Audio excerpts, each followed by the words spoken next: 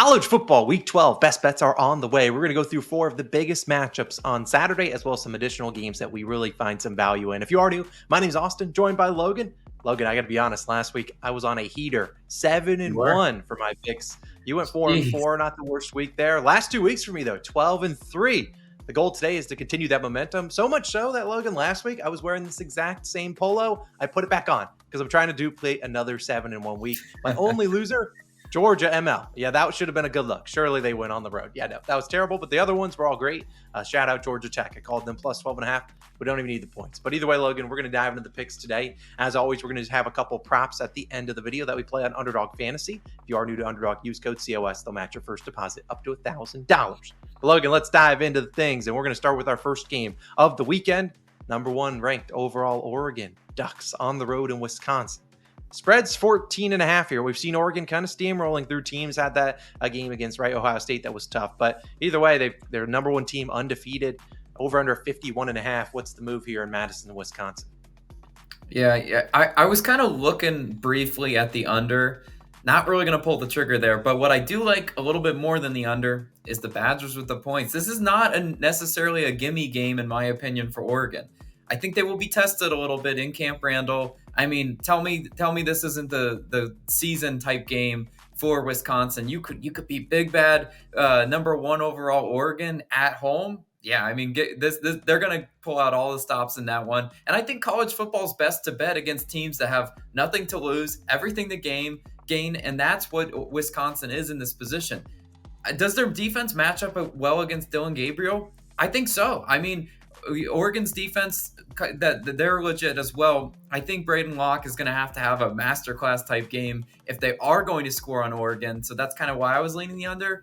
But I still just think given that many points, I think the move is Wisconsin in this one. Wisconsin plays really good defense. 18 points per game allowed. That's 24th in the country. 14th in passing yards allowed. Austin, I think the Badgers are going to be pesky this week. Hey, man, I love the call. I was looking at some different things in this game. I looked at Oregon's team total, 34.5. They're over that in 4 straight games. So surely that's a free winner. That's plus money. Go take that. Hammer with everything you got. Joking aside, I'm also on Wisconsin, plus 14.5. So that should be good luck. Logan and I on a squad ride. For similar reasons, like Logan said, we've seen Oregon steamrolling through teams. Outside of the beginning of the season where they kind of were slow against Idaho and Boise State, they've basically dominated every other team besides Ohio State. Now coming on the road, you always see those top teams struggle in certain spots. Like they're looking really good, then something happens and they might not lose this game, but I think this one's a tight one. Also, you got Wisconsin with the rest advantage. They didn't play last week. Also, their offense gave up 42 points last 2 weeks ago to Iowa. That's not good. They'll be locked in at home. This is a Super Bowl type game for the Badgers. I think they cover 14.5. Hopefully we don't start off the week looking like idiots. But Logan, let's move to our second game, because we have a game that we actually we both cashed last week in Colorado's game. I had the over, which took a miracle. You had Colorado -4, both cashed. Today you have Colorado as 11.5 point favorites against the Utah Utes. Last week you faded Utah, man. I told you, hop on the sharp train. I don't know how they covered +3, but I will not complain. They got it done for me. This week, 46.5 point total, though. I can lead things off. I actually like the first half under in this game. I took it at 24.5. I don't mind the 23.5. Obviously, 24 can sometimes be a key number for football, but you're getting a 46.5 total. I think that's pretty clear that they have some respect, at least, for Utah's defense. And honestly, Utah's offense, it is disgusting what they are putting out there. I'm surprised they even covered against BYU here. I'm not picking Utah to cover this week. I just think this is a slow scoring game. I don't even know if Utah puts up many points in the first half. I just don't like taking full game unders. I'll still take them every now and then. And spoiler alert, I got one in a couple of minutes, but I will take the first half under at 24.5. That's my favorite pick here. But Logan, what do you like in this one? Yeah, I hate to be square back-to-back weeks because picking Colorado, that's a public darling. And I wanted to actually note, this is a 10 a.m. start in Boulder, which is weird that we would start a game at 10 a.m. out there, but hey, it is what it is. That's also another reason why I like the under, but the floor is yours, Logan. Yeah, so I can't be square 2 weeks in a row. My body's not letting me click the Colorado button. I'll take Utah plus the points in this one. And actually, a little teaser for later, I have a player prop in this game as well, but I just think Utah's defense is going to rise up. They are going to make this game close because I'd argue that BYU game, they felt like that was stolen from them. I mean, we heard what the Utah athletic director was. He came up beating his chest. That game was stolen from us kind of thing. if you beat your chest like that and don't show up on the road against Colorado the next game, then what the heck was that for? I think this Utah team will be scrappy. Where I really kind of find success with Utah is their defense. I mean, their defense is elite. They're 11th in points allowed. I mean, they're really limiting teams in the passing game. That's what Colorado wants to do. I hate to spoil their game plan, but they wanna go aerial attack with Shedeur. I mean, why wouldn't you? They have great weapons on the perimeter, but I mean, I just think Utah's defense will be pesky. I think see this game being a one-score game. That's simply just too many points to lay with Colorado, in my opinion. I think they're just a little bit too overpriced. And that's when I find value fading Colorado. Look, I don't hate Coach Prime. I love Coach Prime. He's great for the sport. But there's times when you say Colorado could be a little overvalued. I think Isaac Wilson in this Utah team is going to be scrappy. Yeah, I agree with you. I think the time to back of Colorado has passed. It was last week, was your last week. Now they're overvalued as heck. I like the spot back in Utah. I think that goes hand in hand with my under, because if they're giving up points, that's going to be a tough look. Let's move on to your Florida Gators. You're not rocking any Gator gear today, but they are rocking and facing LSU, who just got absolutely destroyed by Alabama. We both cashed on the Crimson Tide. LSU coming in here, 4.5-point underdogs, or favorites. Florida, 4.5-point dogs. Florida also coming off a spanking by Texas.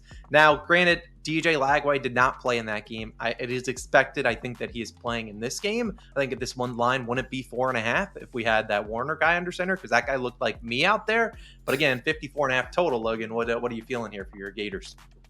Yeah, so again, I want to preface this. We're recording this one a little bit earlier than the game. So if DJ Lagway is out, throw everything I say out of the window. But I do like Florida plus the points, assuming DJ Lagway plays. If he doesn't, they have an absolute scrub back there. I cannot pretend that I like Florida in any capacity. Yeah, I mean, really, we saw Alabama just absolutely able to exploit the hell out of LSU's defense. And kind of, I'll give myself a pat on the back because I said Jalen Milroe should be running. He should use his legs, be the dual threat quarterback that he is. And sure enough, that LSU defense folded like a cheap 10. And I think that's what DJ Lagway could do. Even if he isn't at full strength, I still think he'll be able to have, success on the ground. I mean, Milroe had 185 yards against LSU on the ground. That's ridiculous. Again, though, Garrett Nussmeier, he's got a good offense definitely with LSU. I think they're going to be able to put up points. But I think where the strength of this Florida team is they make some red zone stops. Why was that Georgia-Florida game even close? Because Florida's defense kept them in that game. They made some red zone stops when they needed to, even though they had that scrub at quarterback.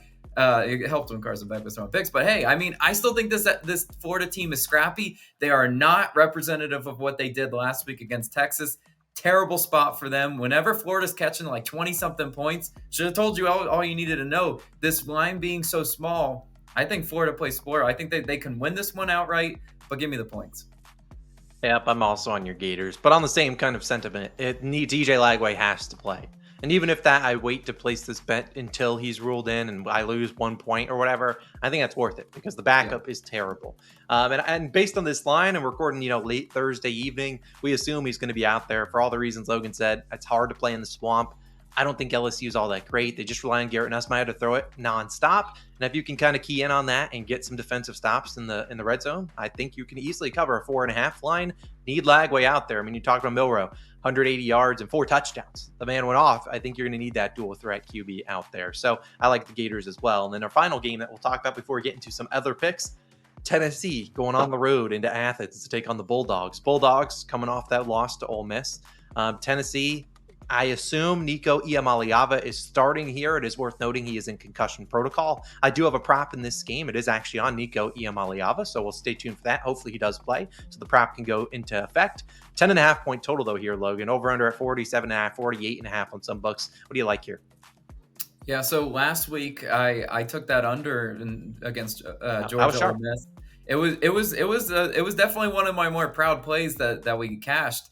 I'm back on the under. I got to see it to believe it from this Georgia offense because they've been tanking. I mean, there's nothing else to say. Carson Beck can't take care of the football. That really puts them behind the chains as well. This isn't the Georgia offense we're accustomed to. It feels like every time I watch them, they're in 3rd and long, and that's just not Georgia football. Georgia football is pound the rock at 5 yards a carry and just manage the game that way.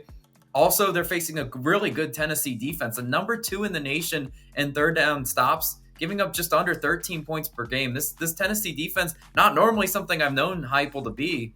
I mean, he's got him coached up. So give him his props. Carson Beck, I don't think he's that guy. And again, he can't take care of the ball. And then on the other side, you kind of mentioned it, Nico's injury, his being in concussion protocol, likely not 100% even if he does play in this game. Well, we know what Georgia is. They're still a good defensive team.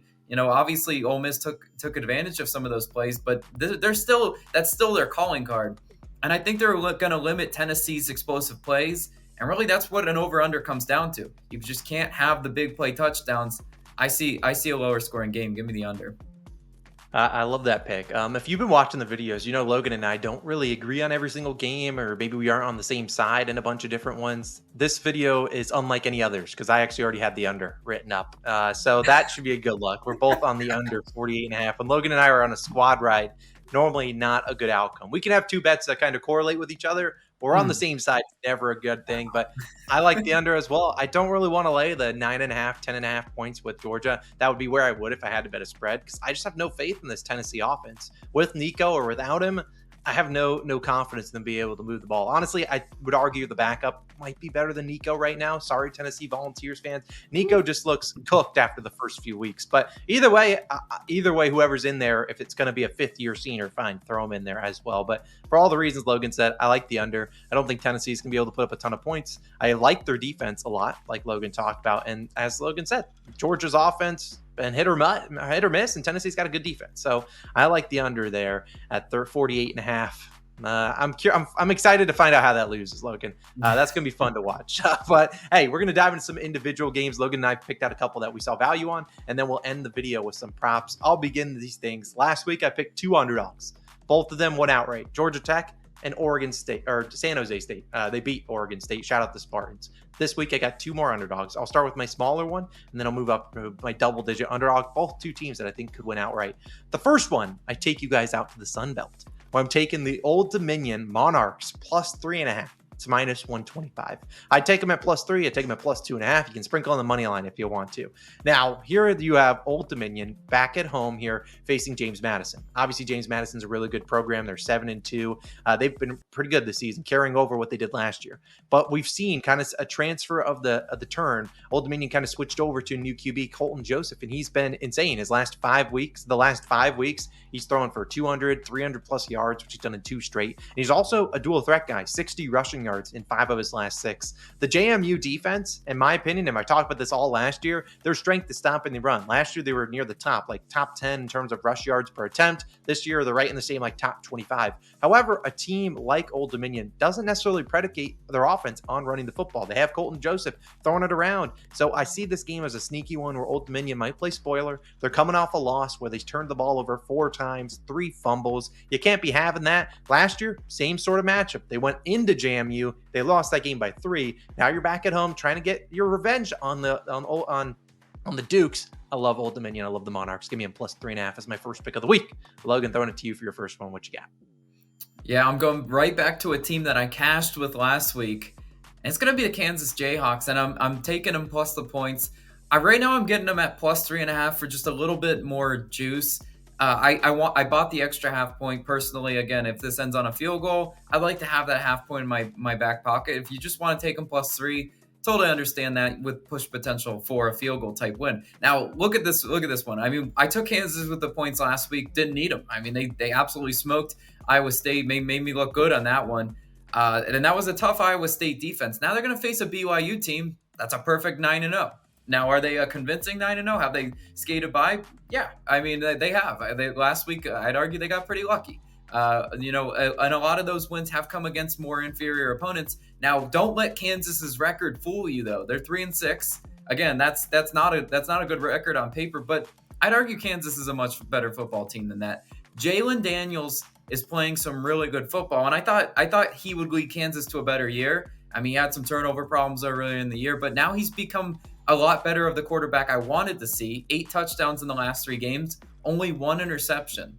That sort of offensive efficiency will keep you in a lot of these games, even the potential to win outright. And look, I'm looking at this game, and it's just, to me, it stuck out like a sore thumb. The fact that BYU's only laying like 3 points at home being undefeated like they are, I think the books know a little something, and that's that BYU might not be as good as their record, and it's just going to take the right team to potentially give them their first loss. Why not the Jayhawks? Why not now? I love Kansas plus the points. They treated us so nice last week. Got to go back to them. Love that as my first pick, but Austin, throwing it back to you. I took you guys to the Sun Belt for my first extra pick outside of the main 4 games. Now I'm taking you to the Mountain West, where I have a sneaky home underdog, could win outright. The New Mexico Lobos, plus 11.5, minus 120. They're back at home, and they're taking on a team that I think they could sneakily beat, the 19th ranked Washington State. I think we could see a win here, and I'll talk about why. Now, the Lobos, have they had the best season? No. They actually started off, lost their first 4 games. And I played some tough competition then. What I kind of seen from them is they've started to transition into more of a letting their QB be more of a dual threat. In the beginning of the season, they're like, please don't run the ball. Last few weeks, Devin Dampier, I believe that's how you pronounce his name, he's been pretty electric. They've been in a lot of games. And since then, since they lost the first 4, they've won 4 of the last 6. The 2 losers, they lost by 11 and 4. They can score points. There's a reason this total, 72.5. You're not setting a 72.5 and getting all the points from one side. The last 2 games at home, New Mexico, 52 and 45 points. It's a team that can put up some points. Dampier, as I said, hadn't rushed a ton in the beginning. 10 plus rush attempts in 5 straight, 15 plus in 3 of his last 4. Washington State, if you look at their game log, not faced a dual threat QB all season long. Coming into here, high over under. I think New Mexico's going to be able to put up points. And if they can put up points, we just need the defense to make a couple stops. I love the Lobos. Plus 11.5. Don't be shocked if they pull off an upset late on Saturday night against the Washington State. Let's give it to me. But Logan, I'm throwing it to you for another pick. I'll admit, with the Lobos, I did not see that one coming at all. You said I would be shocked by some of your picks. Indeed, I was shocked. I like the look, though. Now, my second pick, though, it's going to be a home team laying a little bit of points here. I'm taking Iowa State minus 7. Now, I just mentioned I faded Iowa State last week to a successful Kansas cash. I like Iowa State in this spot, though. Even though they've lost 2 straight, got to look at their record. They're still 7-2, and I know record doesn't mean everything, but I still think this is a really solid football team in sort of a get-right spot. I'll talk about why I like them, but they're facing a 5-4 Cincinnati team that has also lost 2 straight. Are they going in the right direction? Not necessarily. Last season, 30-10, Iowa State won at Cincinnati. We've seen how these teams match up. Iowa State, to me, just presents a lot of matchup problems, and it starts with Rocco Beck, their quarterback. I mean, he was under center for Iowa State last year, solid 2-touchdown game. He's facing a Cincinnati defense that ranks awful. I mean, 103rd in passing yards per game, allowing over 240 passing yards per game. I think Rocco Becht can have success through the air. And also, I think Cincinnati's offense is going to be limited. I mean, we got to look at them. 59th in scoring, 28th in passing, and now takes on a really good Iowa State defense that just had crazy coverage busts last week. I mean, I watched that game. I was seeing these big explosive play touchdowns for Kansas, and I said I liked Kansas a lot. It was a lot of good Kansas, but also a lot of bad Iowa State. Now you get back into that film room and you say, look, playing at home, we got to get back to what we know. And what we know is that at home, Iowa State 8th in passing yards allowed at home. I think this is a defense that just plays a lot better in Ames, and that's what we're going to see with this Iowa State team. Iowa State offense also has given away 0 fumbles this year. Knock on wood, right? Boom. That's first in the nation, obviously. They take care of the ball. You take care of the ball against Cincinnati, only laying a touchdown at home. In college football, I believe in buy low spots. This is a buy low spot for an Iowa State team where they've lost 2 straight. I just don't see them sliding to 3 straight. I think they cover that touchdown spread at the very minimum for a push. Again, if you want to maybe buy a little bit extra, try to get it to 6.5, you could throw it in parlay, whatever. I think Iowa State wins this game, and I think I win it by double digits, but I'll go ahead and lay the -7 as my second pick. Austin, it's player prop time. What you got? Oh, you know it's some prop time. I've been dialed in on props the last few weeks. Last week, I had 2 props. RJ Harvey to score a touchdown. That's free. It's literally a free square every week. Sadly, he doesn't play this week, or else he would be on the card if Underdog had him. I don't know if they'll have him going forward, because it should be like -300 at this point. My second one, Carson Beck to throw an interception. Literally a free square. Not on it this week, because he's due to not throw a pick. Although if he wants to throw one and cash the under for us, I'll allow it. I have 2 picks. They might be a little bit juiced on the books, but I don't play these on the books. We play them as Underdog Fantasy. As always, if Logan and I sweep our props, we have $50. Like and subscribe. Simple as that. Here's my 2 props. Maddox Madsen of the Boise State Broncos. I like his under 0.5 rushing and receiving touchdowns. My second one is Nico Iamaleava. I like his under 1.5 passing touchdowns. You can play these both on Underdog Fantasy. I love both of them. They might be juiced on the books, like I said, but hey, we're just trying to give out some winners and hopefully build your guys' bankroll on Underdog. You can put these two together. Why do I like Maddox Matson? Keep it Maddox Matson. Keep it pretty simple. He's a QB. He doesn't really run the football. In fact, only 2 rushing touchdowns this season. We know when they get in close, they hand it to the running back. Ever heard of Ashton Genty? Yeah, there's a reason this might be a little bit juiced, but I'm going to play it. I think it's a free square. He's not running it in unless it's some garbage scrambling thing. I think the Spartans can get home and not let him scramble one in. So give me Maddox Matson under in rushing and receiving touchdowns. The other one, Nico Iamaleava, as I already said, I don't know if he plays. I hope he does. If he plays and he doesn't look good, they're easy to yank him because he hasn't looked good the last few weeks. But 2 pass touchdowns in only one of his last 7 games. Yeah, in fact, only has 1 pass touchdown on the road in their 2 road games. And if you look at his completions line, it's in at 14.5. You're telling me out of the 14.5 completions, 2 of them are going into the end zone? No, I don't think so. So I will fade him. I'll fade Maddox Matson to get into the end zone. I like those 2 props. I think they're both winners. And hopefully Nico plays so we can cash that one because that is a certified winner. So those are my 2 favorite props of the week. Logan's got a regular one for you, and it's passing yards under. And I'm sure people are going to love it. Logan, take it away. Yeah, I mean, look, you've been that guy when it comes to props. I cannot cash an over to save my life. I got Tommy Castellanos injured last week. I mean, what the hell is going on with some of these props? So I feel like I'm cursed. So I'm changing things up. I'm taking a bit of a contrarian under. Yeah, Shedeur Sanders, ever heard of him? I'm taking his under 312.5 passing yards. If you look at this Colorado offense, you'd say, Logan, they're extremely explosive. All they want to do is throw the ball around. Yeah, and I mentioned I don't like their matchup. I don't like their matchup at all, especially against a Utah defense, 15th in passing yards allowed. The strength of Shedeur Sanders, obviously passing. I mean, that's what he wants to do. I think they're gonna have to run the ball a little bit too. I think Utah has the athletes up front to get home, kind of force him into some uncomfortable pockets as well. The hit rate as far as this one, he's under in 5 of 9, so it's not like he passes for 300 plus every week. That's not an easy feat to do, especially against the Utah defense that, again, I like their spot. And playing in that earlier game, Austin mentioned he doesn't see a whole lot of points early.